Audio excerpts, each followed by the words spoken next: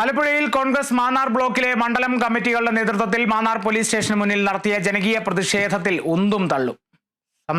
Youth Congress സംസ്ഥാന സെക്രട്ടറിക്ക് പരിക്കേറ്റു. VS സുജിത്തിനെ മർദ്ദിച്ച പോലീസ് ഉദ്യോഗസ്ഥർക്കെതിരെ നടപടിയെടുക്കണമെന്ന് ആവശ്യപ്പെട്ടുകൊണ്ടായിരുന്നു പ്രതിഷേധ സദസ്സ് KPCC മുൻ സെക്രട്ടറി അബ്ദുൾ ലത്തീഫ് ഉദ്ഘാടനം ചെയ്തു.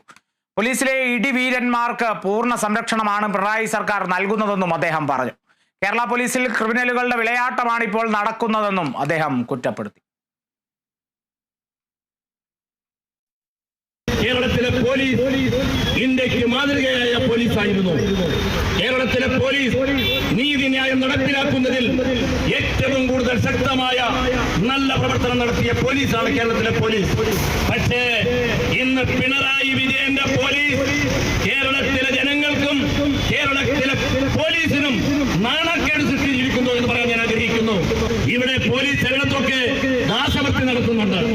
രാജാവിനേക്കാൾ വലിയ രാജഭക്തി നടത്തുന്ന പോലീസുകാരുണ്ട്.